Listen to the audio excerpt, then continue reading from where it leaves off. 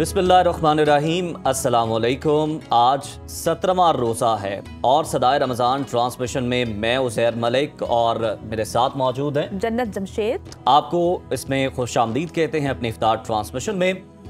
फ़ज़ाए बदर पैदा कर, फरिश्ते तेरी नुसरत को उतर सकते हैं, गर्दों से कितार अंदर कितार अब भी। मौलाना ज़फ़र अली खान का ये शेर कोई आम शेर नहीं है, बल्कि ये एक पैगाम है, एक दावत है और एक सदा है उस ईमान, उस जज्बे, उस कुर्बानी और उस अजीम दास्तान के लिए जो 17 रमज़ान सन 2 हिजरी को बदर के मैदान में लिखी गई। नाजरीन, ग़ज़वा बदर सिर्फ एक जंग नहीं थी, बल्कि ये हक और बातिल के दरमियान एक ऐसा मार्का था जिसने तारीख का रुख बदल दिया। एक तरफ 313 बेसरो सामान मगर पुख्ता ईमान वाले मुजाहिदीन थे, तो दूसरी जानिब 1000 का ताकतवर लश्कर। लेकिन उस जंग का फैसला तलवारों ने नहीं, ईमान, सब्र और अल्लाह की मदद ने किया। तो आज की नश्रियात का हम बाकायदा आगाज़ सूरह आले इमरान की उन आयात से करते हैं जिसमें अल्लाह की नुसरत और फरिश्तों के नुज़ूल का जिक्र है। हमारे साथ मौजूद हैं कारी मुजाहिद महमूद साहब। बिस्मिल्लाह कारी साहब।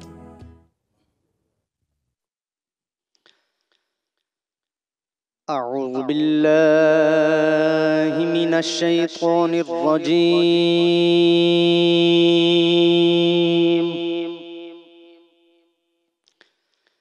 बिस्मिल्लाहिर रहमानिर रहीम।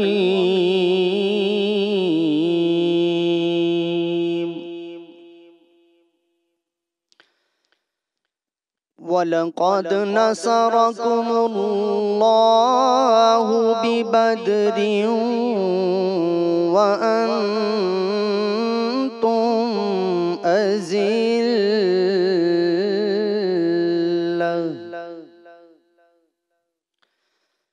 फत्तकुल्लाह लअल्लकुम तशकुरून।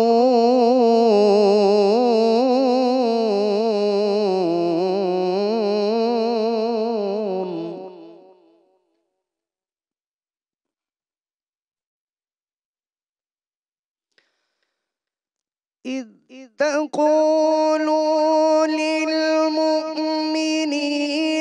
अल्लन यक्फ़ियकुम अन युमिद्दकुम रब्बुकुम बिसलासति आलाफिम मिनल मलाइकति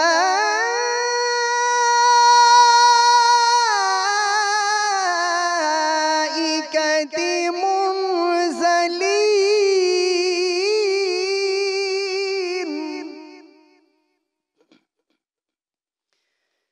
बला इन तस्बिरू व तत्तकू व यअतूकुम मिन फौरिहिम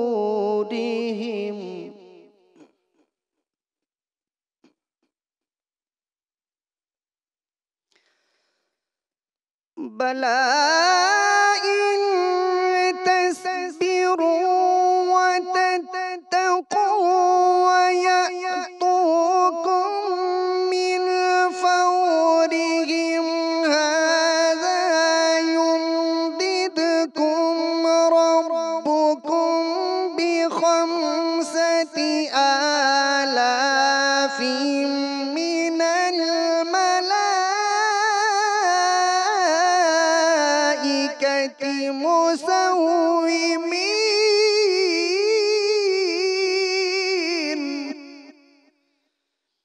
बिखम्सति आलाफिम मिनल मलाइकति मुसव्विमीन।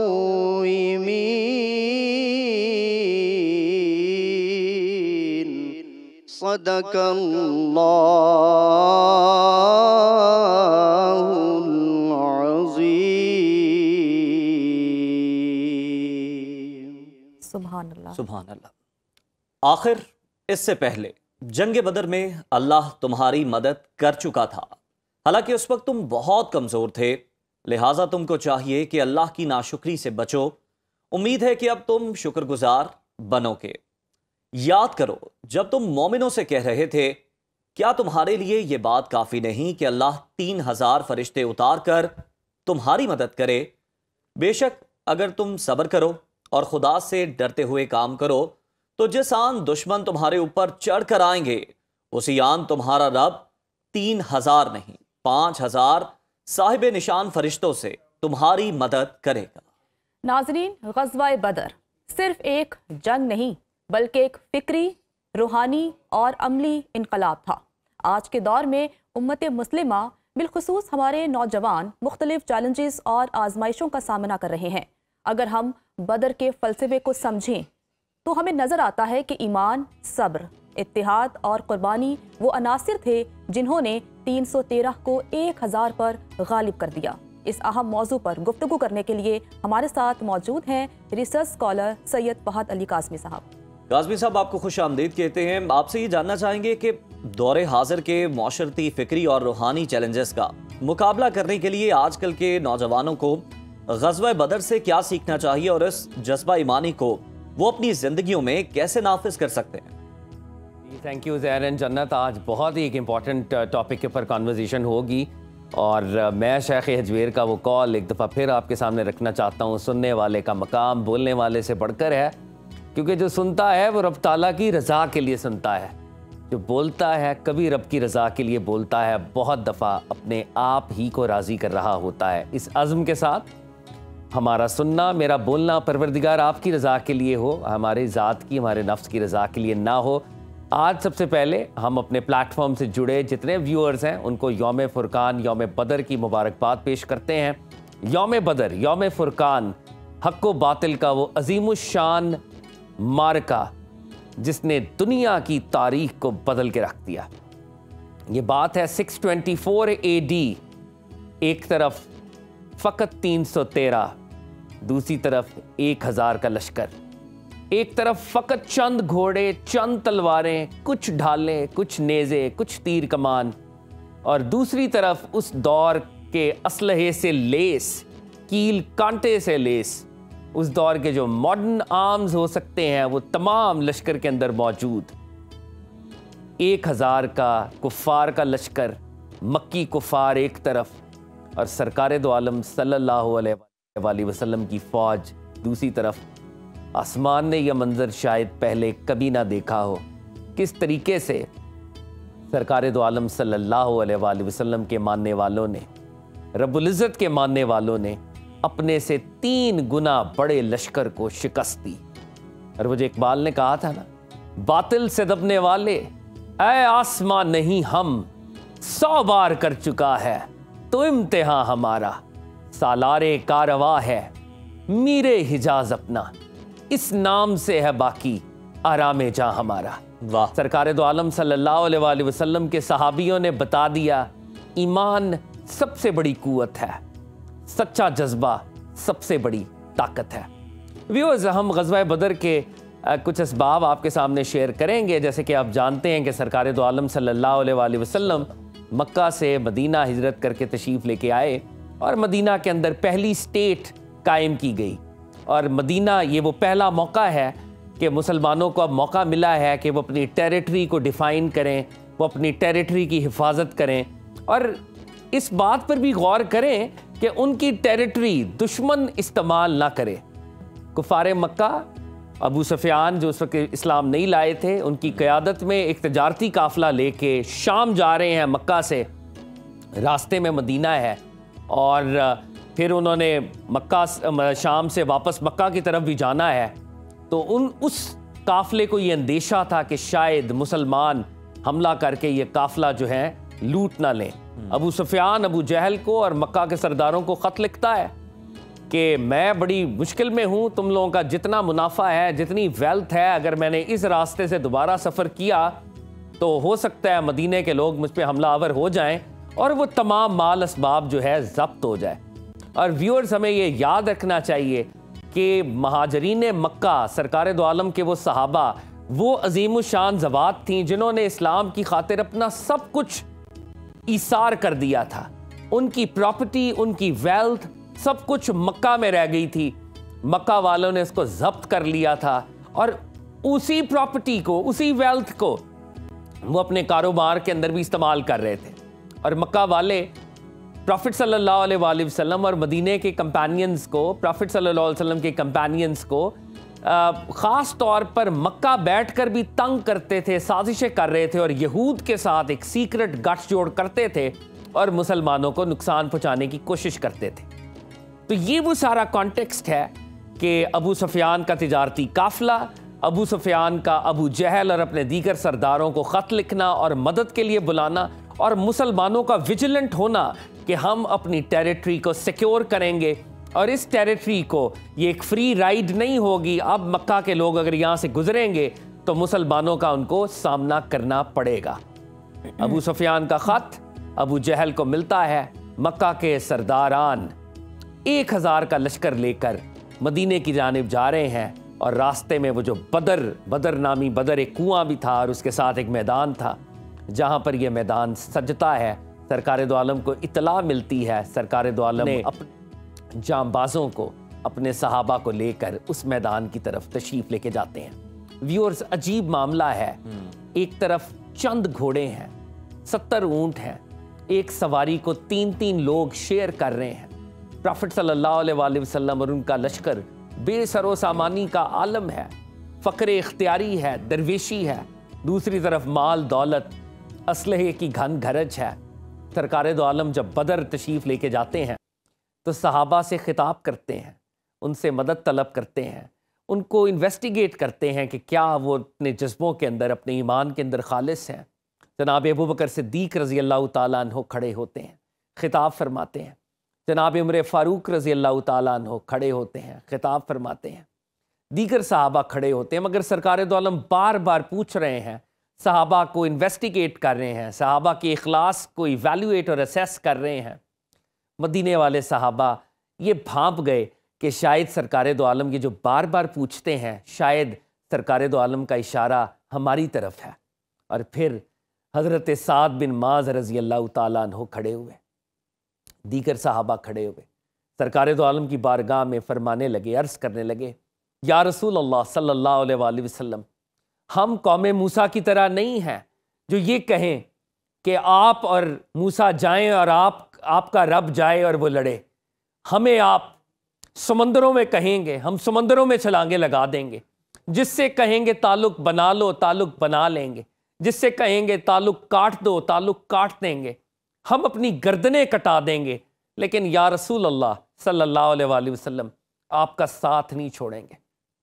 ये वो लम्हा था, आका की आंखों में आंसू थे सल्लल्लाहु अलैहि वसल्लम। आका अपने 313 असहाब पर नाज कर रहे थे, फ़ख्र कर रहे थे, और आका ने बारगाह रब्बुल इज़्ज़त में हाथ बुलंद किए और अल्लाह रब्बुल इज़्ज़त की बारगाह में इल्तजा की, इलाहुल आलमीन, ये वो 313 हैं जिनको मैं ले आया हूं। अगर आज ये 313 काम आ गए तो क़यामत तक तेरा नाम लेवा कोई नहीं होगा। आका अलैहिस्सलातु वस्सलाम की दुआओं में, मनाजात में, इल्तजाओं में एक फ़ख्र है कि उन्होंने इन सहाबा की इखलास को असेस कर लिया है और ये कायनात के मुखलिस तरीन लोग हैं। This is the cream of the creation, जो कि बदर में हाजिर है। और फिर बदर का दिन, यौम बदर, सूरज तलू होता है, मुबाज़त तलब की जाती है, रिज्स पड़े जाते हैं। कुफ़ारे मक्का के 3 बड़े सरदार उतबा, शैबा, वलीद आगे बढ़ते हैं और 3 मदनी सहाबा जाते हैं और 1-to-1 डुअल वहाँ की ट्रेडिशन थी, रवायत थी। 1-to-1 मुकाबला होता है और जैसे ये 1-to-1 मुकाबला शुरू होता, कुफ़ारे मक्का ने मदीना के लोगों को देखा। मदीना के लोग किसान थे, खेती बाड़ी करते थे, अपनी बकरियां चराते थे, मार्शल रेस नहीं थे, मिलिट्री एक्सपीरियंस नहीं रखते थे। तो कुफ़ार मक्का ने, इन सरदारों ने ताना दिया, ए मोहम्मद सल्लल्लाहु अलैहि वसल्लम, हम इन किसानों से नहीं लड़ेंगे, हमारे मतलब के लोग, हमारे हम पल्ला लोग मुकाबले के लिए भेजो। और ये वो वक्त था कि सैयदना अमीर हमजा असदुर रसूल आगे बढ़े, शेर खुदा अली उल मुर्तज़ा करमल्लाहु वजहू आगे बढ़े और अबू उबैदा बिन अल हारिस रज़ी अल्लाह ताला अन्हु आगे बढ़े। ये 3 हाशमी नौजवान आगे बढ़े। एक स्ट्राइक में वलीद फिन्नार हुआ, एक स्ट्राइक में शैबा फिन्नार हुआ, और कुछ रवायात में उतबा फिन्नार हुआ, और हज़रत अबू उबैदा बिन अल हारिस ज़ख्मी हुए। पलट कर जनाब हमज़ा और जनाब अली उल मुर्तज़ा ने उसका भी कला कमा कर दिया। यूं ये पहली विक्ट्री थी जो बदर के दिन मुसलमानों को हासिल हुई। और ये वो वक्त था कि सरकार दो आलम सल्लल्लाहु अलैहि वसल्लम ने हाथ में कंकर पकड़े और उन कंकरों को फेंका, और कुरान की आयत इस पर नातिक है। रब्बुल इज़्ज़त फरमाता है, वो जो कंकरियाँ आपने फेंकी, आपने नहीं फेंकी, हमने फेंकी। सरकार दो आलम सल्लल्लाहु अलैहि वसल्लम ने उन कंकरियों को फेंका और कहा, फरमाने लगे, शाहितुल वजूह हो, चेहरे बिगड़ जाएं। और फिर आसमान की आंख ने देखा मलाइका की फौज दर फौज जनाब जिब्रील अमीन की क़यादत में, जनाब मीकाईल की क़यादत में मैदान बदर में तशरीफ़ लाई, और अंसार और महाजरीन की क़यादत में शाना बशाना सरकार की लीडरशिप में शाना बशाना लड़ी, और मुसलमानों को फ़तह अजीम नसीब हुई। ये बदर का मार्का ख़ातीनो हज़रात हक़ व बातिल का पहला मार्का 624 में यह मार्का हुआ, और दुनिया हैरान है, दुनिया शशदर है कि ये 313 लोग 12 साल बाद इतना एक्सपैंड कर गए कि एक तरफ इरानियन एम्पायर को शिकस्त दी और दूसरी तरफ बिजेंटेनियन रोमन एम्पायर को शिकस्त दी। Badr was the starting point, Badr was the paradigm shift, Badr was the era of Muhammad सल्लल्लाहु अलैहि वसल्लम। ख़ातीन हज़रात, बदर पे मज़ीद गुफ्तगू हो सकती है, हमारे पास वक्त के दामन में शायद आज इतनी गुंजाइश ना हो, लेकिन हमारा सलाम हो बदर के शोहदा पर, बदर के गाजियान पर, उन तमाम बदरी सहाबा पर जिन्होंने सरकार दो आलम सल्लल्लाहु अलैहि वसल्लम की क़यादत में इस्लामी परचम को सर बुलंद किया। अल्लाह ताला हमें सरकार दो आलम सल्लल्लाहु अलैहि वसल्लम और सहाबाए कराम का इश्क अता फरमाए और उनके नक्शे कदम पर चलने का शरफ इनायत फरमाए। थैंक्स अ लॉट उज़ैरन जन्नत। बड़े खूबसूरत तरीके से आपने बताया कि किस तरह ग़ज़वा बदर में 313 जो थे वो अपने से कई गुना बड़े लश्कर पर गालिब आ गए। यहाँ पर ब्रेक का वक्त हुआ है। ब्रेक के बाद आप देख सकेंगे सेगमेंट इफ्तार पकवान, जिसमें होंगी हमारी साथी एंकर नजफ राजा और उनके साथ होंगी शेफ अनम और बनाएंगी आज की इफ्तारी। तो आप देख सकेंगे ब्रेक के बाद। अस्सलामुअलैकुम। सुनो रमज़ान ट्रांसमिशन की इफ्तार पकवान में आपको खुश आमदीद कहती हूँ। मैं हूँ नजफ राजा और उम्मीद करती हूँ आप बिल्कुल ठीक ठाक होंगे, आपका आज का रोज़ा अच्छा गुजरा होगा और आपने बहुत सारी दुआएं की होंगी अल्लाह ताला से। लेकिन रमज़ान में एक बड़ा अहम हिस्सा होता है इफ्तारी का, जिसके बारे में हर इंसान बहुत एक्साइटेड होता है कि आज की इफ्तार में बनने क्या वाला है। तो इस वक्त मैं मौजूद हूँ सुनो किचन में, जहाँ डेली बेस पे हम आपको इफ्तार सिखाते हैं कि किस तरह आप अपने दस्तरखान को रंगीन बना सकते हैं। और इस सुनो किचन में हमारे साथ ताउन किया है डालडा ने, क्योंकि आप जानते हैं जहाँ ममता वहाँ डालडा। सबरोसो लाइफ बॉय के साथ हैंड वॉश करके मैं इस वक्त किचन में मौजूद हूँ। 7 अप मिक्सेस भी हमारे साथ है और ऑल्पर्स भी हैं। तो आज सुनो किचन में बन क्या रहा है उसके लिए मैं अपनी शेफ़ को बुलाना चाहूँगी, जो हमें बताती हैं, मज़े मज़े के खाने सिखाती हैं, अनम शेख। अस्सलामुअलैकुम। वालेकुम अस्सलाम। कैसी हैं? मैं बिल्कुल ठीक, आप बताएं। ज़बरदस्त, बेहतरीन। बेहतरीन क्या मतलब, आप ये रेसिपी को देख के बेहतरीन कह रही हैं? एग्जैक्टली जो अभी मेरे सामने इंग्रेडिएंट्स पड़े हैं, मुझे नहीं पता ये क्या बनने वाला है, लेकिन ऐसा लग रहा है बहुत ही मज़ेदार कुछ बनने वाला है। बिल्कुल, आज जो है आप ऐसे कह रहे हैं कि बच्चों की बड़ी फेवरेट चीज़ बनाने जा रहे हैं। आज बेसिकली माइटी चिकन बर्गर्स बनाने जा रहे हैं।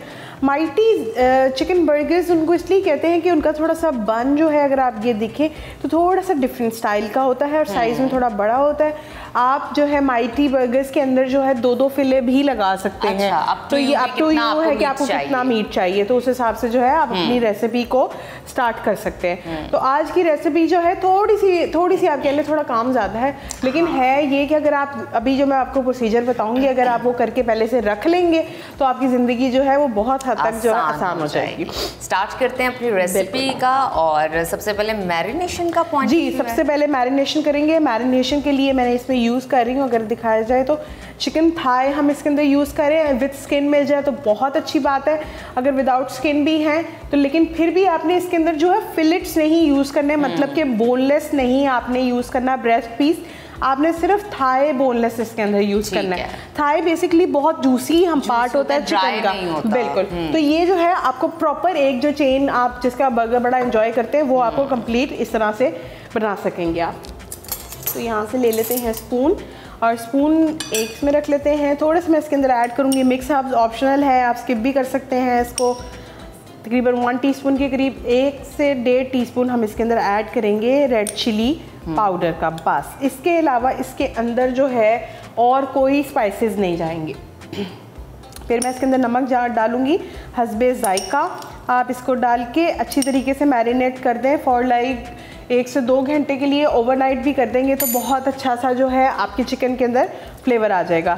अच्छी तरीके से आपने चिकन को मिक्स कर लेना है। मिक्स करने के बाद जो है अब मैं आपको इसकी कोटिंग के बारे में बताऊंगी, और कोटिंग कैसे करनी है वो भी आपको बताऊंगी। बिल्कुल ठीक, और इसको मिक्स कर सकते हैं आप, अपने हैंड का भी इस्तेमाल कर सकते हैं, लेकिन उससे पहले आपको लाइफ बॉय हैंड वॉश से अच्छे तरीके से अपने हाथ धोने हैं, और उसके बाद इजीली मिक्स करना है अपने सारे मसाले चिकन के अंदर। बिल्कुल। तो नजब आज आप मुझे थोड़ी सी हेल्प करेंगी, वो आप ये करेंगी कि पैन के अंदर जो है हाफ आप इसको ऑयल से फिल कर दें, क्योंकि हम इस चिकन को डीप फ्राई करेंगे, और उसके लिए आपका ऑयल का टेम्परेचर जो है वो मीडियम टू लो होना चाहिए, ताकि जो है अच्छी तरीके से आपका चिकन जो है वो कुक हो जाए। और ऑयल हम यूज़ करेंगे हमेशा की तरह डालडा का, क्योंकि जहाँ ममता वहाँ डालडा, और डालडा जो है बहुत ही एक ट्रस्टफुल बॉन्ड देता है माओ के साथ, और इसका जो रिश्ता है ममता के साथ वो 80 साल पुराना है। इसके साथ साथ ना बदले ज़माना ना बदला डालडा।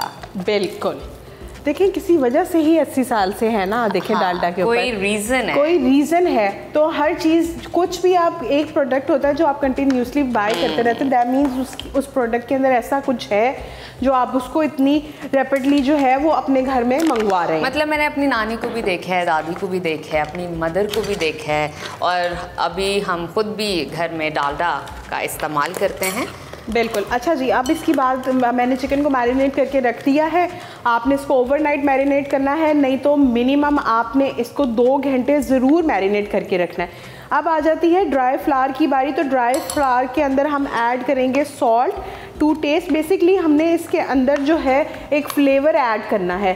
साथ में हम इसके अंदर ऐड करेंगे थोड़ी सी ब्लैक पेपर, लाइक 1/2 टीस्पून के करीब, सिर्फ just to give a flavour.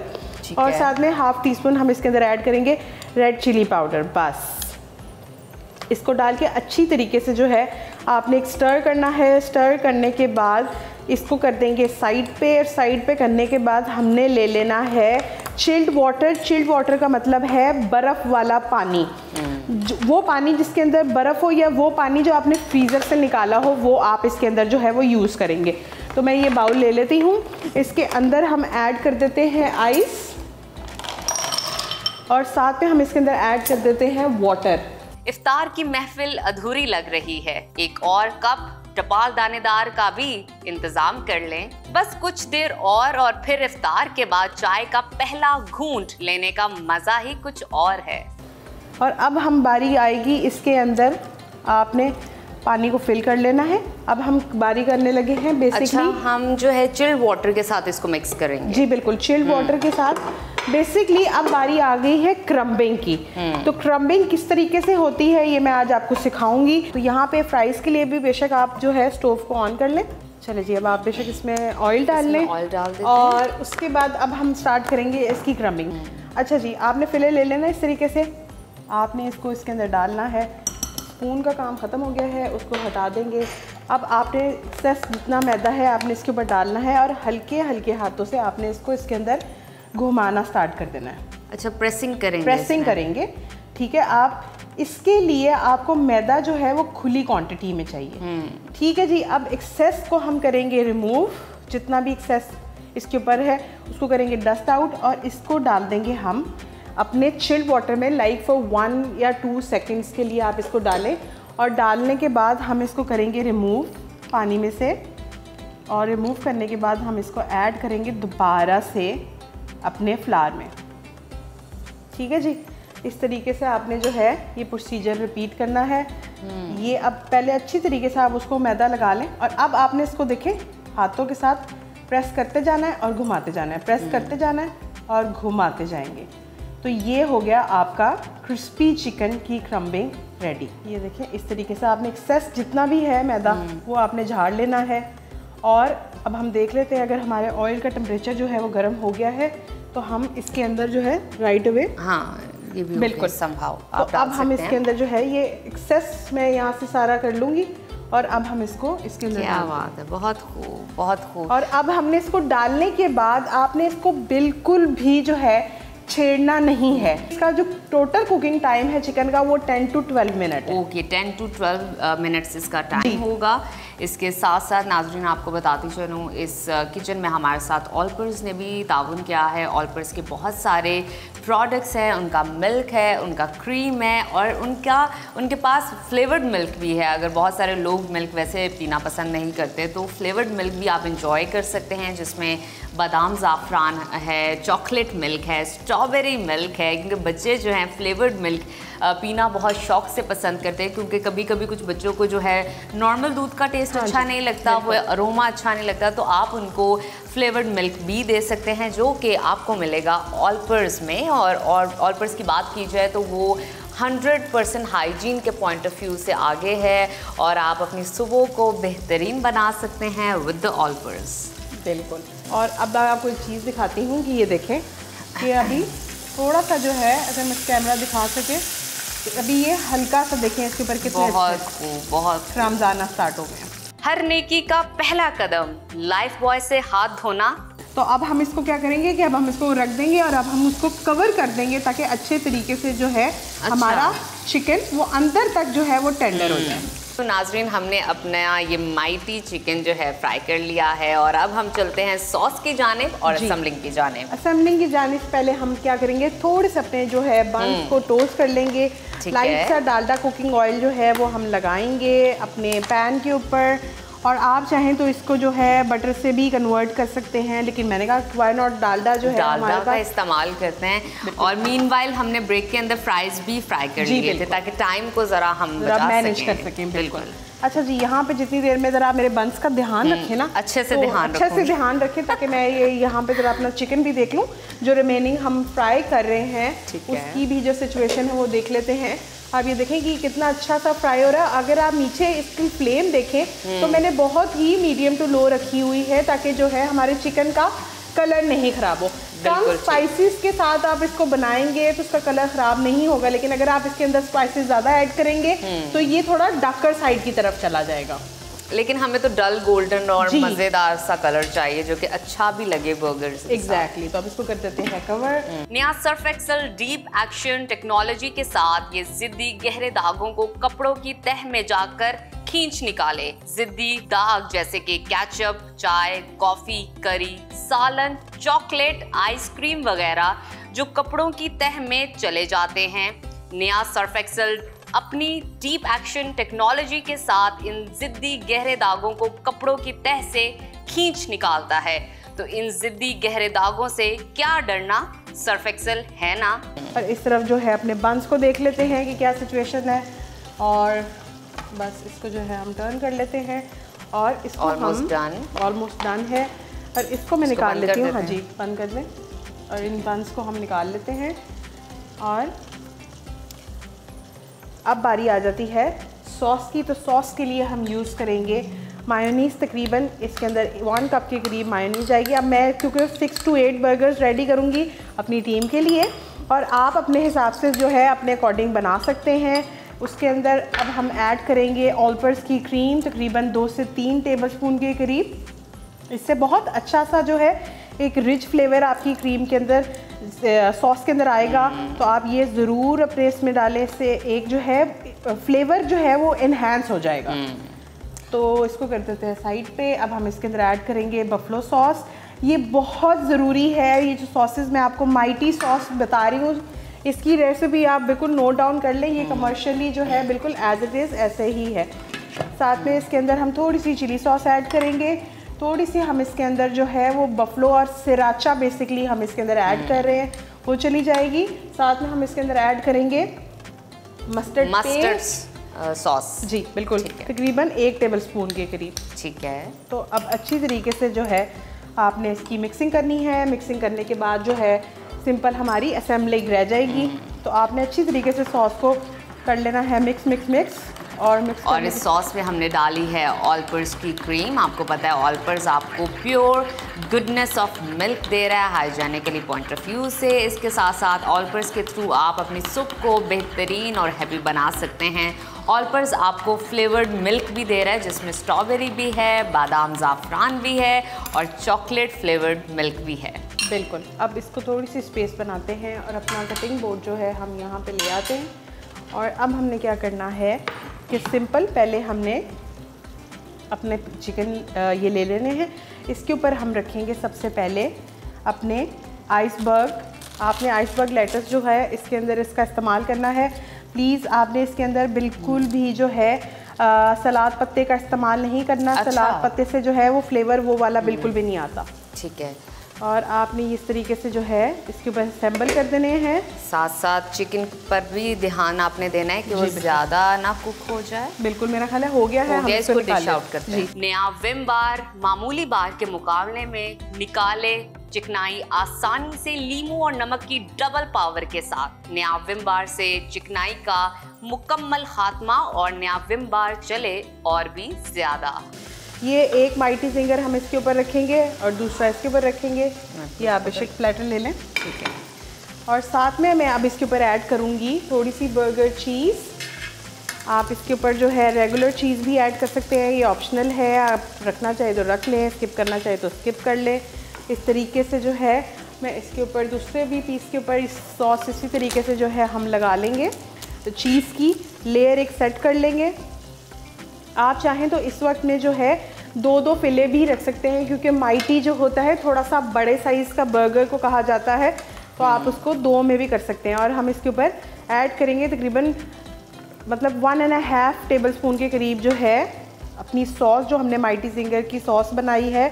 और सॉस तो वैसे भी आप कॉम्प्लीमेंट्री, आप ज़्यादा ऐड करना चाहते हैं, आप सॉसी पसंद करते हैं बर्गर को, सैंडविचेस को, तो वो आप उसके अकॉर्डिंगली कर सकते हैं। एग्जैक्टली। और इसको हल्का सा प्रेस करेंगे ताकि जो है जब सॉस नीचे इस तरह से ड्रिजल हो रही होती है तो वो बहुत खूबसूरत लग रही होती है। इधर मैंने आज फ्राइज़ के लिए मैं कहा थोड़ा सा ज़रा कमर्शियल टच देते। अच्छा। हम इसके अंदर जो है फ्राइज़ ऐड करेंगे। आप जो है अलग से प्लेटर में भी डाल सकते हैं, ज़रूरी नहीं है कि इसी तरीके से आप फ्राइज़ डालें। तो इसमें ज़रा थोड़े से ज़रा कमर्शियली खूबसूरत लगते हैं फ्राइज़। और इस तरह से जो है हम इसके अंदर थोड़े से और फ्राइज़ ऐड करेंगे, थोड़े ऊपर तक ज़रा खूबसूरत लगते हैं फ्राइज़। और साथ में अब हम प्लेटर देखिए, ये बर्गर आपको बाहर मार्केट में अच्छे खासे प्राइस में मिलेगा और इतने फ्राइज लोडेड नहीं मिलेंगे आपको। जो ऊपर तक हमने भर दिए। अच्छा, तो ये आप घर में भी आराम से बना सकते हैं और कुछ ज़्यादा आपका प्राइस नहीं लगेगा, बहुत मुनासिब से लगेंगे और ज़्यादा क्वांटिटी में पूरी फैमिली के लिए आप इसको बना के खिला सकते हैं। अब ये देखें हमारे जो है माइटी चिकन बर्गर्स हो गए हैं रेडी। आप इसको एंजॉय करें केचप के साथ, चिली गार्लिक सॉस के साथ। अरे वाह, जबरदस्त। आपकी अपनी पर्सनल चॉइस है। ये हमारा जो है प्लेटर फॉर 2 पर्सन्स जो है वो रेडी हो गया। ज़बरदस्त। नाजरीन, ये तो प्रॉपर मील हमने आपको सिखा दिया कि किस तरह आप डिनर के पॉइंट ऑफ व्यू से भी ये बर्गर्स बना के रात में एंजॉय कर सकते हैं, क्योंकि रात में आपको इफ्तार के बाद भूख सी लग जाती है बिफोर सहरी, तो आप इसको खा सकते हैं, एंजॉय कर सकते हैं। जिन जिन प्रोडक्ट्स का हमने अंदर इस्तेमाल किया वो हमने आपको बताई। तो उम्मीद है आपको आज का इफ्तार पकवान पसंद आया होगा। अपने फीडबैक से ज़रूर आगाह कीजिएगा, क्योंकि आपका फीडबैक बहुत ख़ास है। हमें मालूम होता है क्या आपको अच्छा लगा और क्या आप मज़ीद देखना चाहते हैं। तो आज के दिन के लिए, आज के इफ्तार के लिए दीजिए हमें इजाज़त। अल्लाह हाफ़िज़।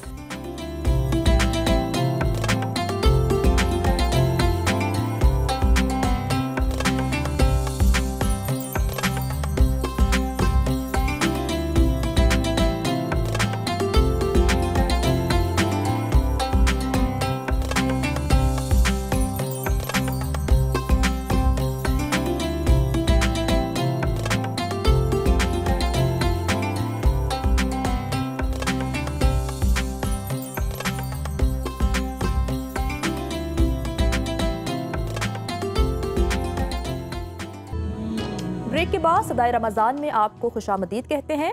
नाजरीन, आज 17 रमज़ानुल मुबारक है, एक ऐसा दिन जो तारीख़ इस्लाम में कई हवालों से निहायत अहमियत रखता है। आज के दिन हम एक ऐसी अजीम हस्ती का जिक्र करने जा रहे हैं जिनकी पाकीज़ा ज़िंदगी, कुर्बानी, इल्म, मोहब्बत और अज़मत की रोशन मिसाल थी। वो हस्ती जिन्हें नबी करीम सल्लल्लाहु अलैहि वसल्लम की सबसे महबूब ज़ौजा होने का शर्फ हासिल हुआ।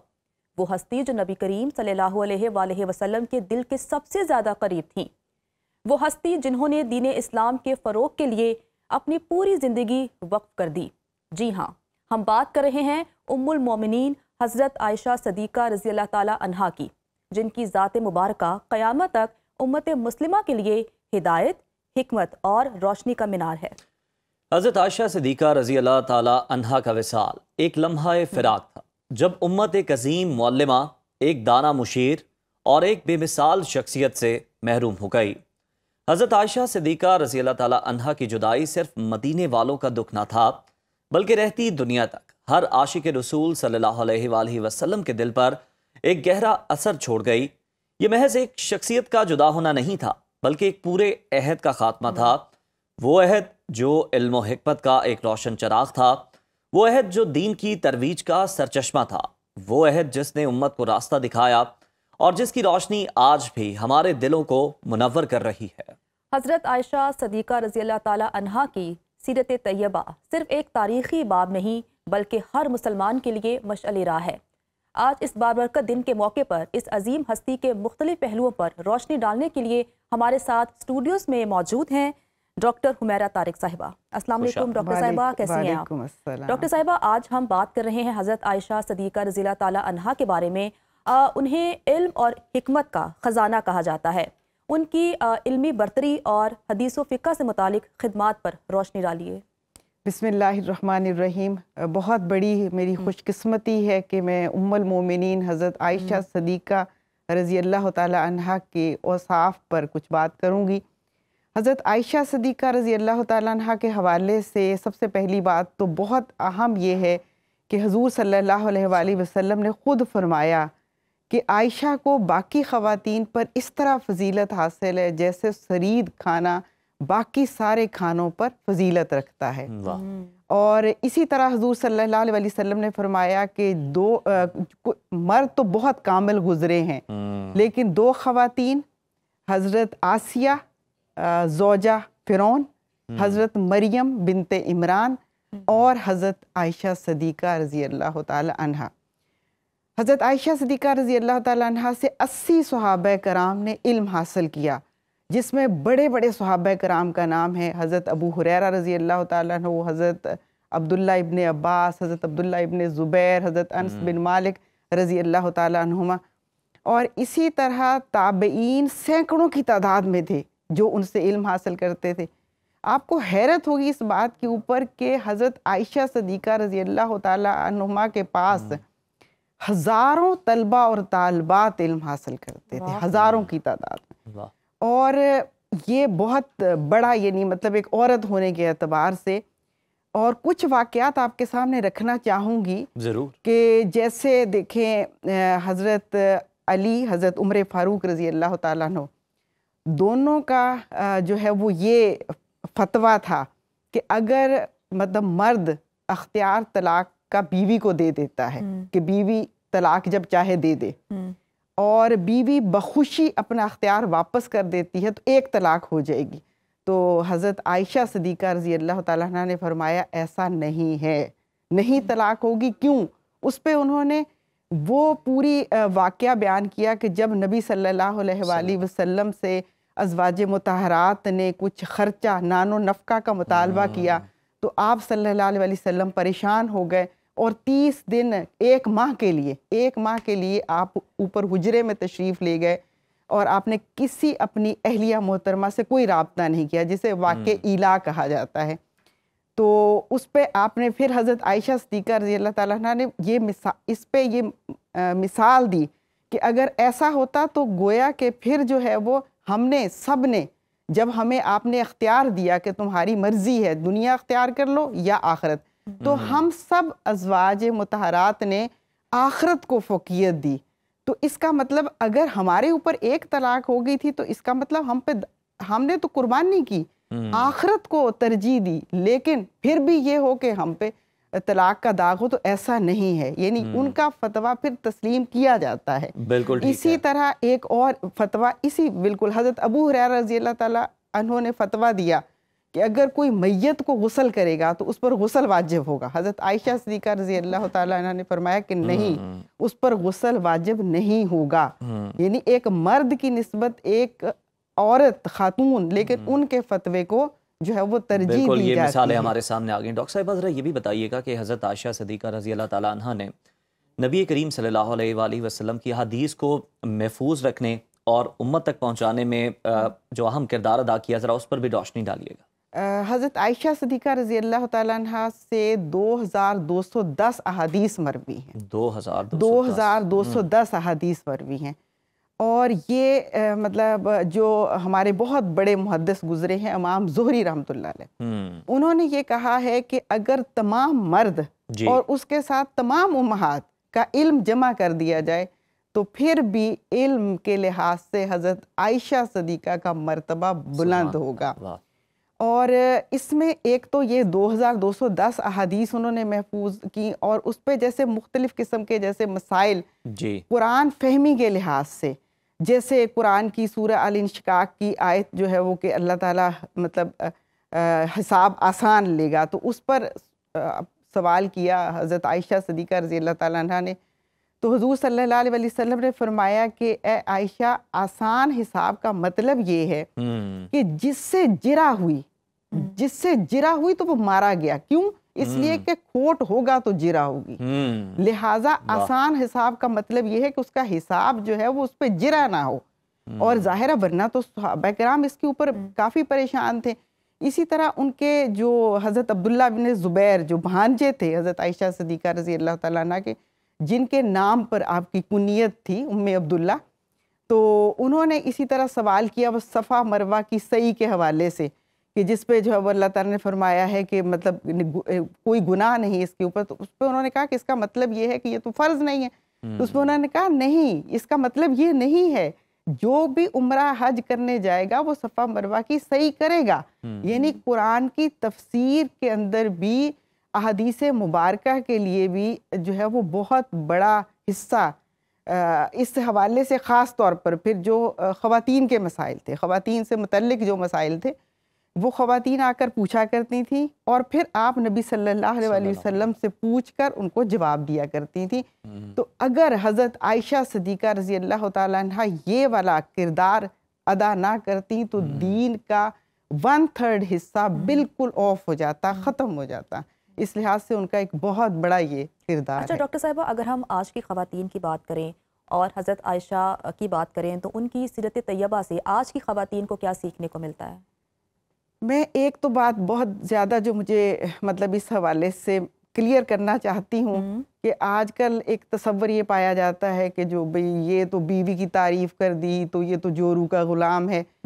नबी सल्लल्लाहु अलैहि वसल्लम से सवाल किया आपको सबसे ज़्यादा महबूब कौन है, तो आपने फरमाया आयशा। तो सहाबी रसूल ने दोबारा पूछा कि मैंने तो मर्दों में से पूछा है, तो आपने फरमाया आयशा का वालिद। तो यानी कितनी खूबसूरत, इसका मतलब क्या है, मतलब ये बहुत बड़ा सबक था, वरना जवाब तो नाम लेके दिया जा सकता था। एक बात तो ये बहरहाल। दूसरी बात ये कि हज़रत आयशा सिद्दीक़ा रज़ी अल्लाह ताला अन्हा का मामला, जैसे आपने तो नबी सल्लल्लाहु अलैहि वसल्लम के बाद एक लंबा अरसा ज़िंदा रही, तकरीबन 66 साल आपने उम्र पाई है। तो उस वक्त में जैसे ईरान फतह हुआ तो ईरानियों के यहाँ बड़ा मतलब कुछ मुख्तलिफ़ किस्म के खेल तमाशों का रवाज था। वो खेल तमाशे अरबों के यहाँ भी आना शुरू हो गए।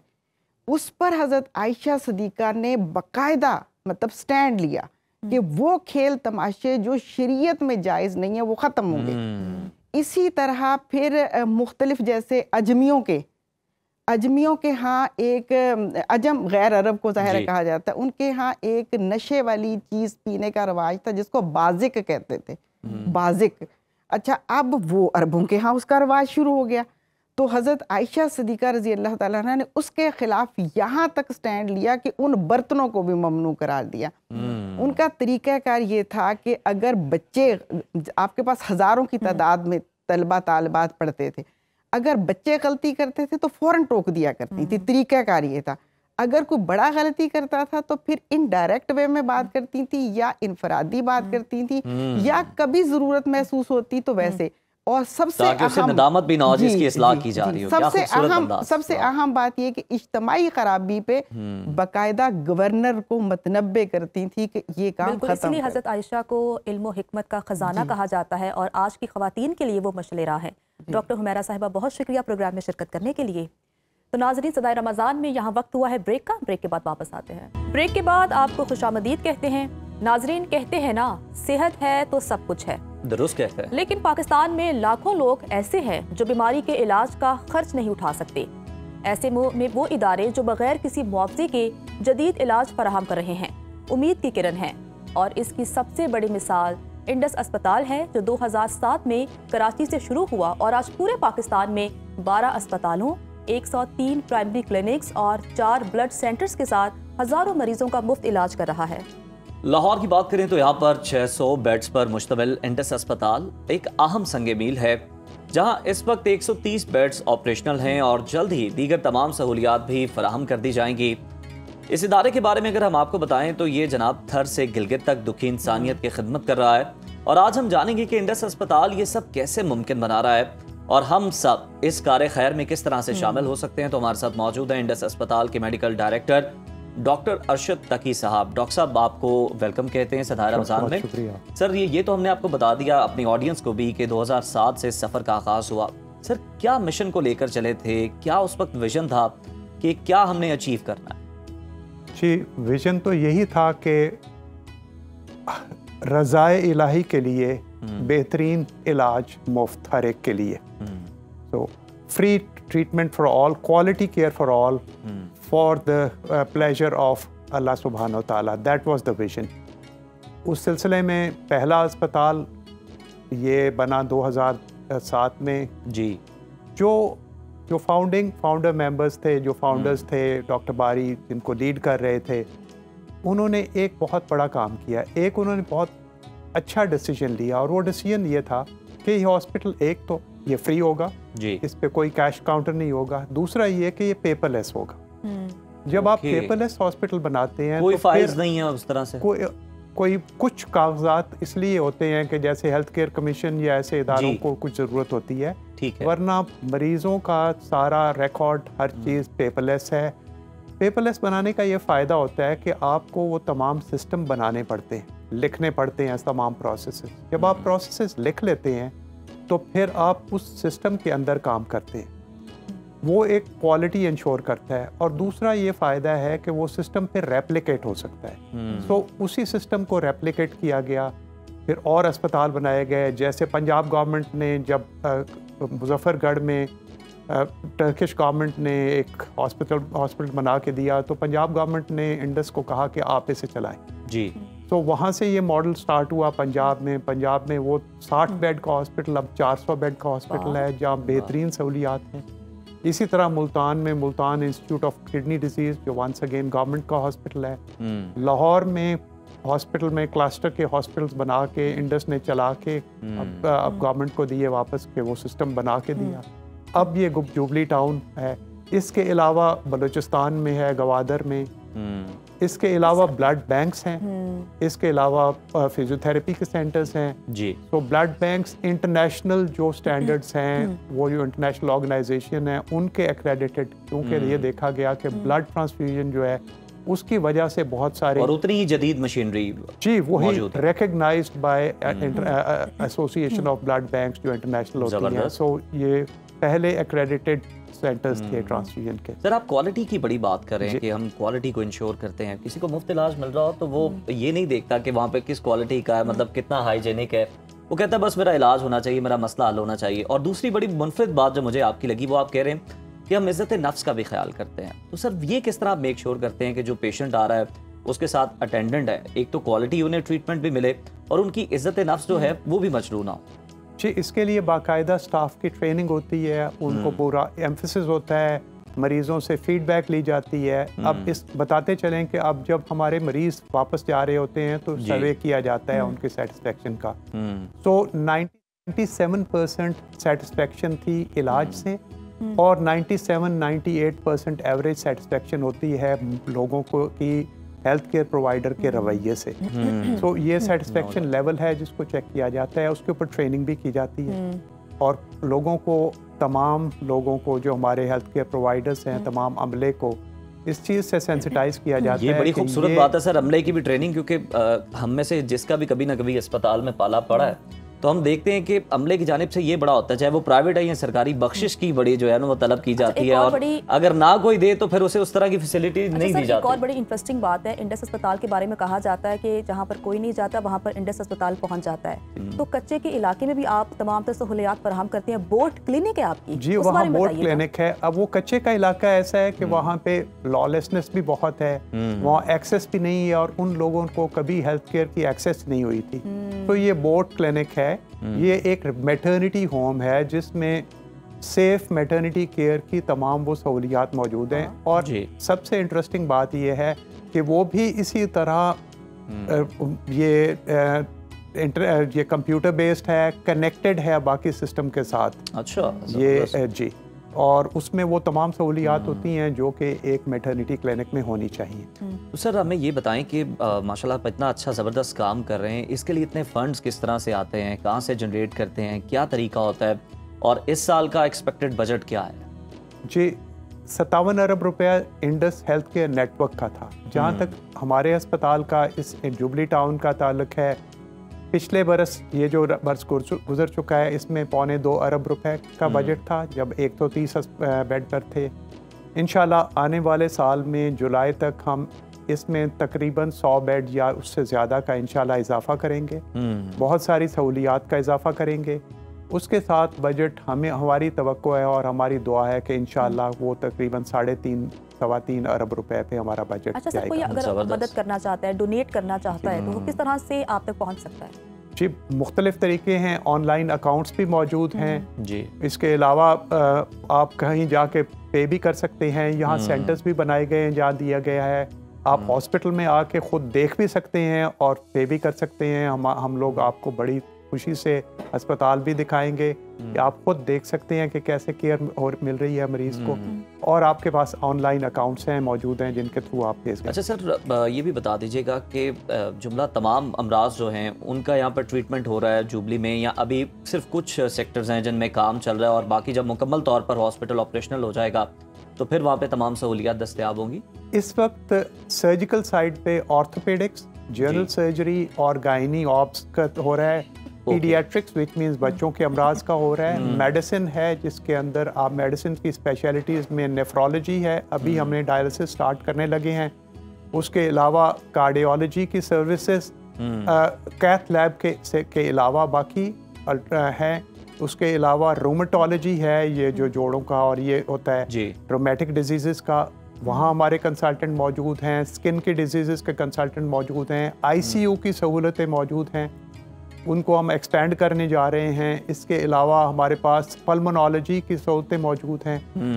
इसके अलावा जो सबसे बड़ी बात है कि जो दुनिया भर में तरीका था जो पाकिस्तान में अनफॉर्चुनेटली प्रैक्टिस नहीं होता, यहाँ हर मरीज़ फैमिली मेडिसिन क्लिनिक में जाता है।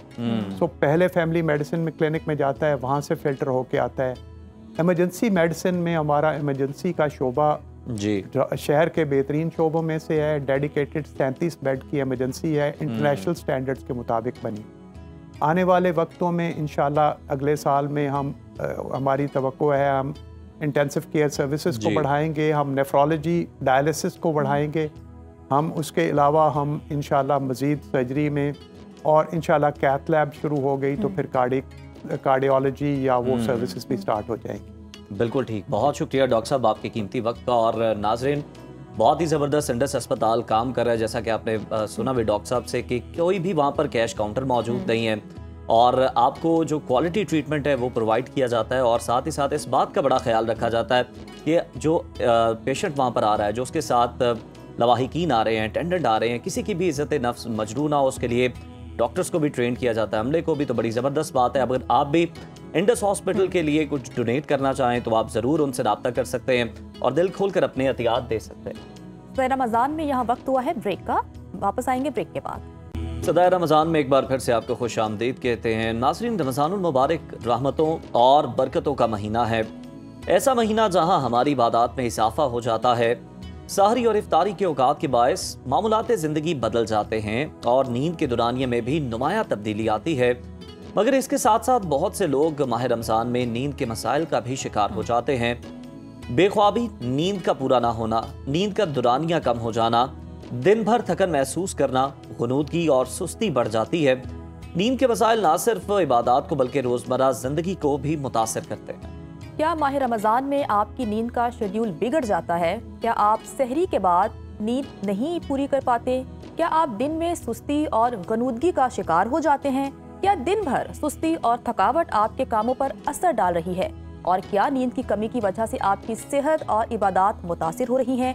ये वो तमाम सवालात हैं जो कि आज हम उठाएंगे। बिल्कुल, और इसी पर हम डिस्कशन कर लेते हैं। हमारे साथ स्टूडियोज में मौजूद हैं नैयर आपा, कैसी हैं आप? रमज़ान कैसा गुजरा है आपका? अल्हम्दुलिल्लाह, बहुत। आप हमें सबसे पहले ये बताएं कि अक्सर लोग रमज़ान में नींद के मसाइल का शिकार हो जाते हैं और ये शिकवा गुनाह भी होते हैं। नींद की कमी से जिस्मानी और ज़हनी सेहत पर क्या असरात मुरतब हो रहे होते हैं?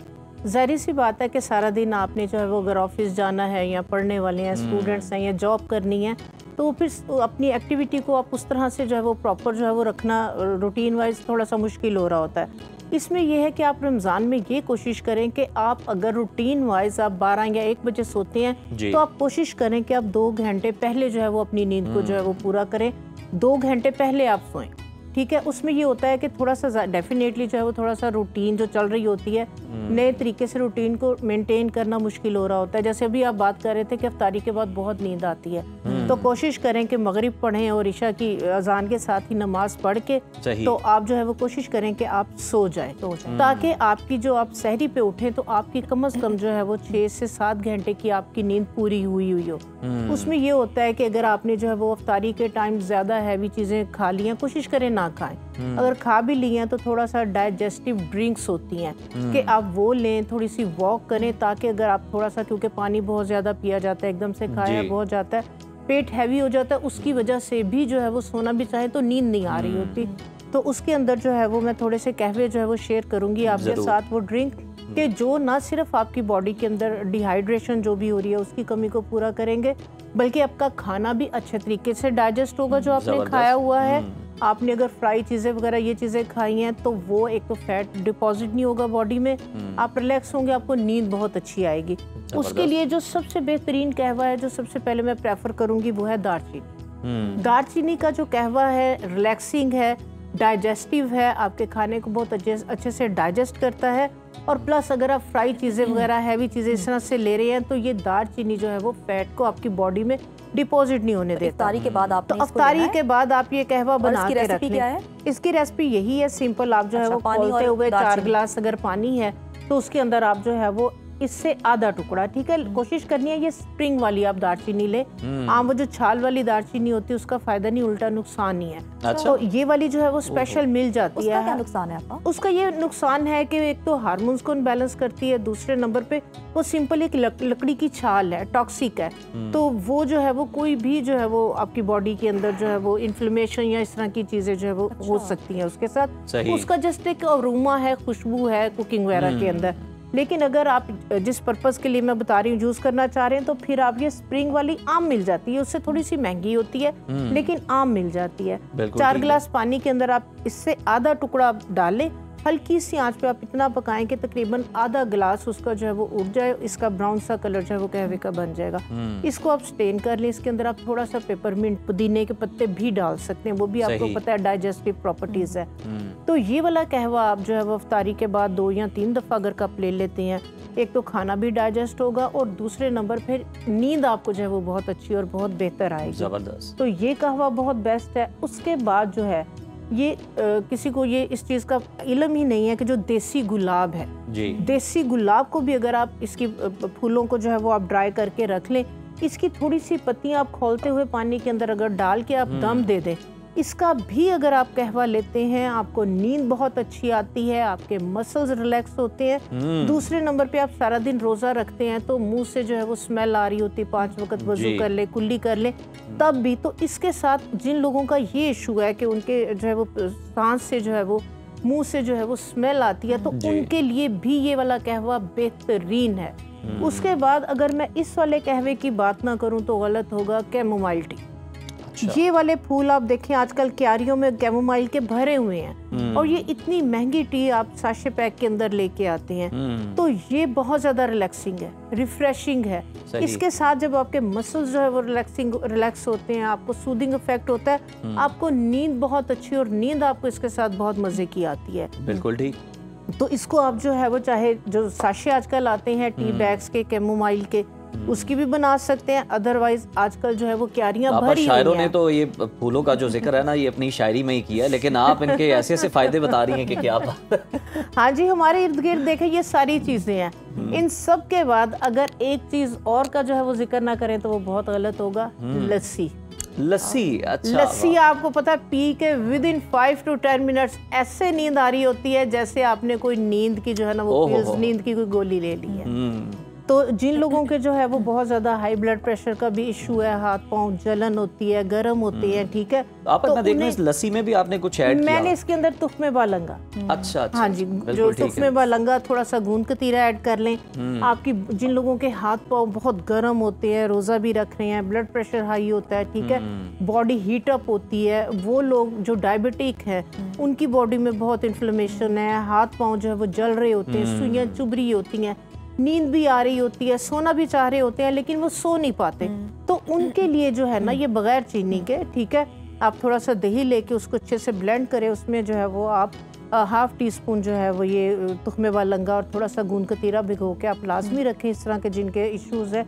तो ये अगर आप एक गिलास जो है वो सोने से पहले आप इजी हैं और सोना चाह रहे हैं इशा के बाद, आप ये वाला एक गिलास लें, आप यकीन करें 10 मिनट के अंदर अंदर आपको जो है वो गहरी नींद आएगी। चलें आपा, ये तो हो गया कि नींद किस तरह से आ सकती है। अब ये जो लोग सारा दिन हम देखते हैं काम भी कर रहे होते हैं दफातर में, वो बड़ी गनूदगी की शिकायत कर रहे होते हैं, उनके लिए क्या मशवरा है, उन्हें किस तरह से जगा के रखा जा सकता है? से पहले भी नींद आ रही होती है। हाँ जी बिल्कुल। अब जाहिर सी बात है कि जब आपने रात को नींद पूरी की हुई होगी तो आप फ्रेश रहेंगे। अच्छा, मोस्टली लोग मैंने देखा है कि सहरी के टाइम जो है ना वो लस्सी का इस्तेमाल ज्यादा करते हैं, तो जिन लोगों को ये इशू है कि उन्हें नींद दिन के टाइम बहुत ज्यादा आती है तो वो लस्सी का जो है वो इस्तेमाल वो दही की फॉर्म में लें, वो दही की फॉर्म में लें, वो लस्सी ना लें, ठीक है, और कोशिश करें कि अपनी नींद पूरी करें। जब नींद पूरी होगी तो डेफिनेटली कि फिर आपको जो है वो काम के दौरान जो है वो नींद नहीं आएगी। दूसरे नंबर पे अगर आप नमाज पढ़ रहे हैं, 5 वक्त का वजू कर रहे हैं, आंखों में छींटे डाल रहे हैं, आप वजू करें तो उससे भी नींद उड़ जाएगी और अपने दिमाग को काम की तरफ जो है इन्वॉल्व करें, एक्टिव रखें। ये ना कि मैंने रोजा रखा हुआ है बस अब मुझे भूख लग रही है, नफ्सियात का ज्यादा मसला है मेरा ख्याल है कि वो उस पे सवाल कर लेते हैं ना कि हम रोजे से हैं तो इसलिए फिर उन्हें लगता है जनाब गनूदगी भी लाजमी है, थकावट भी लाजमी है महसूस होना। तस्बीह करें, जो हमारे रमजान के वज़ाइफ हैं, कुरान है, उसकी तरफ ज्यादा तवज्जो करेंगे तो देखिए आपको नींद की जिस तरह से बात कर रहे थे, कुछ लोग हम देख रहे होते हैं कि नींद की गोलियां भी ले रहे होते हैं। हाँ जी, तो ये जो आपने चीजें बताई हैं, ये जो टोटके हैं हमारे, ये उनका मुतबादल हो सकते हैं? बिल्कुल मुतबादल है, बिल्कुल। आप जो है वो असर भी उसी तरह से है इनका। एडिक्शन जिन लोगों को बहुत ज्यादा सीवियर कंडीशन है कि वो नींद की गोलियों पे जा रहे हैं, तो उनके लिए जो है वो क्या करें, 1 पाव खसखस लेके और 1 पाव कद्दू के बीज, पम्पकिन सीड, ये दोनों सीड्स को अच्छी तरह साफ सुथरा करके खसखस को जो है वो थोड़ा सा धो लें, क्योंकि जब पानी डालेंगे नीचे उसके मिट्टी वगैरह बैठ जाती है, ऊपर से उसको नितार के उसको दोबारा से खुश्क कर लें। सही। इन दोनों बीजों को जो है वो आप ग्राइंड कर लें, इसका पाउडर बना के रख लें। अगर आप डायबिटिक नहीं हैं तो इसके अंदर थोड़ी सी मिश्री भी डाल लें, अगर आप डायबिटिक हैं फिर इसमें मिश्री ना डालें।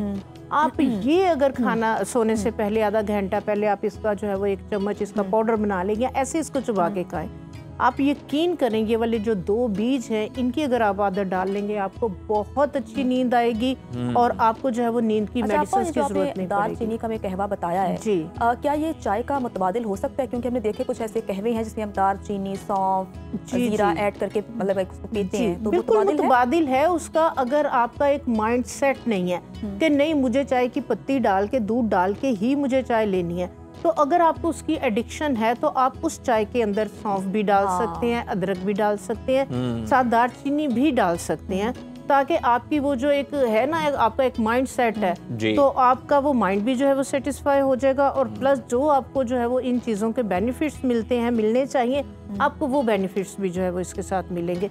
मेन चीज है कि आपके मसल्स रिलैक्स आपके मसल्स स्ट्रेस में ना। लेकिन आप जरा ये भी बता दें कि ये कितना जरूरी है कि ये सब टोटके तो अगर कोई इस्तेमाल कर रहा है जी, क्वालिटी स्लीप बड़ा मैटर करती है। हाँ जी बिल्कुल, और गहरी नींद जो है वो बड़ी जरूरी बहुत है। जरूरी। तो अगर आप सोने से पहले बिस्तर पे आप अपना फोन यूज कर रहे हैं, जो कोई भी स्क्रीन देख रहे हैं, वो फिर आपको इन सब के बावजूद क्वालिटी स्लीप आ सकती है? नहीं आएगी, कभी भी नहीं आएगी। मोबाइल कोशिश करें, मैं जो करती हूँ, मेरा अब सोने का टाइम हो गया, मोबाइल को मैंने साइलेंट पे कर दिया, उठा के मैंने मोबाइल को साइड पे रख देना, फिर मैंने मोबाइल को आदत है आधी रात को उठ के अच्छा किसी का मैसेज तो नहीं आया, हालांकि आया भी कुछ नहीं होता, ऐसे नहीं होता, तो उसको जो है वो आप साइड पे रख दें। एक मैं ऑयल बताती हूँ, अगर मसल्स की स्टिफनेस की वजह से आपको नींद नहीं आ रही, आप क्या करें कि एक पाव जो है वो सफेद तिलों का तेल ले लें, ठीक है। ये चीजें आपको आराम से किसी भी अच्छे सुपर स्टोर से मिल जाएंगी।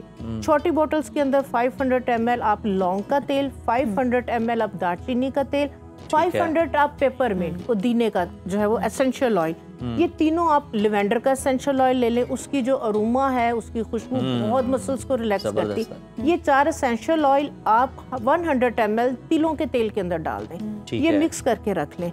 आपके मसल्स में स्टिफनेस है, आपका सर दुख रहा है, आपकी पिंडलियां दुख रही हैं, आपके पाँव दुख रही है, जिस वजह से आपको नींद नहीं आती, ये वाले ऑयल के चंद ड्रॉप्स आप खुद से अपने हाथों से जो है वो अपने मसल्स पे, नेक पे हल्का सा मसाज कर लें, अपने पाम पे इसका हल्का सा मसाज कर लें, आपके पाँव की तलियों की इसका हल्का सा मसाज कर लें, और ये वाला जो ऑयल है इसको आप थोड़ा सा इनहेल करें। आप यकीन करें कि एकदम से आपके जो मसल्स हैं इनकी स्टिफनेस जो है वो खत्म हो जाएगी, आप रिलैक्स होंगे, और लेवेंडर ऑयल की जो खुशबू है आपके ब्रेन को इतना रिलैक्स करेगी कि आपको बहुत अच्छी जो है वो नींद आएगी।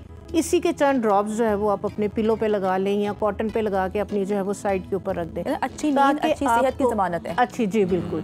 तो लिवेंडर की जो खुशबू है आपके मसल्स को, आपके ब्रेन को बहुत ज़्यादा रिलैक्स करती है और बहुत अच्छी नींद आती है। हीना की खुशबू, अगर हीना के ऑर्गेनिक पत्ते हैं तो उसकी एक पोटली आप बना लें, थोड़े से गुलाब की पत्तियां, थोड़े से मेहंदी के पत्ते, थोड़े से पुदीने के पत्ते, इसके अंदर आप थोड़ी सी लिवेंडर ऑयल की जो है वो खुशबू के ड्रॉप्स डाल दें।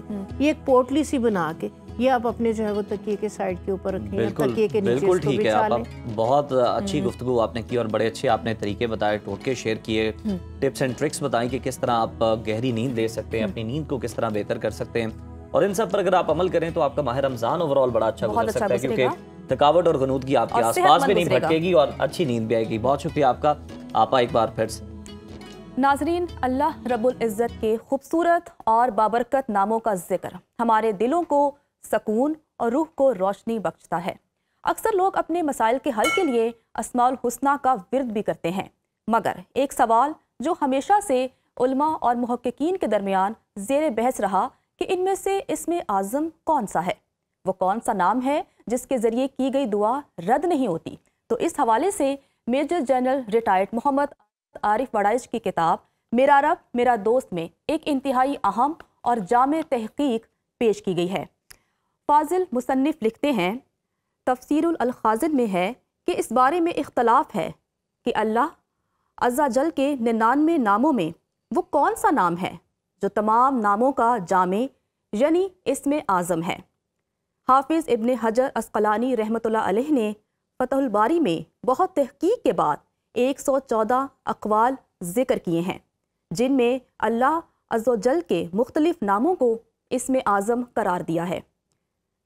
बाज़ ने लफ्ज़ हू को, बाज़ ने इसमें जलालत अल्लाह को, बाज़ ने अल्लाह अल रहमान अल रहीम को, और बाज़ ने अल हय्युल अल क़य्यूम को करार दिया है। अल्लामा सैयद महमूद आलूसी रहमतुल्लाह अलैह बगदादी ने इमाम गज़ाली रहमतुल्लाह अलैह की किताब अल मक़सदुल असना के हवाले से इसमें जलालत अल्लाह को इसमें आज़म करार दिया है। इमाम राज़ी रहमतुल्लाह अलैह का भी यही मुख्तार है। अलबत्ता उलमा का एक तबका इसमें आज़म का बिल्कुल कायल नहीं है। बहुत सी अकाबरीन का मौक़िफ़ है कि अल्लाह करीम के बाज़ नामों को बाज़ पर फजीलत देना जायज़ नहीं है। इसके तमाम नाम ही अज़मत वाले हैं। इमाम जाफ़र सादिक अलैहिस्सलाम और हज़रत जुनैद रहमतुल्लाह अलैह ने कहा है कि बंदा अपने रब के जिस नाम में डूब कर दुआ करे वही इसमें आज़म है। खूबसूरत। नाज़रीन, अल्लाह ताला के तमाम ही नाम अजीम, बाबरकत और बेमिसाल हैं। किसी भी नाम से अल्लाह को पुकारा जाए वही इसमें आज़म बन सकता है, बशर्त ये कि वो दुआ इखलास और यकीन के साथ की जाए। उलमा के मुख्तलिफ अक़वाल से ये बात साबित होती है कि असल ताकत नाम में नहीं बल्कि उस नाम को पुकारने वाले के दिल में है। हमें चाहिए कि हम अपने ईमान, इखलास और यकीन को मजबूत करें, क्योंकि अल्लाह हर पुकारने वाले की दुआ को सुनता है और हर वो दुआ जो दिल की गहराइयों से की जाए वो कबूलियत का दर्जा पाती है। अल्लाह ताला हमें अपने अस्माए हुस्ना की बरकत से मुस्तफ़ीद होने और अपनी दुआओं में इखलास पैदा करने की तौफीक अता फरमाए। आमीन। आमीन। इसके साथ ही हमें इजाज़त दीजिए, कल दोबारा आपकी खिदमत में हाजिर होंगे। तब तक के लिए खुदा हाफिज़। अल्लाह हाफ़िज़।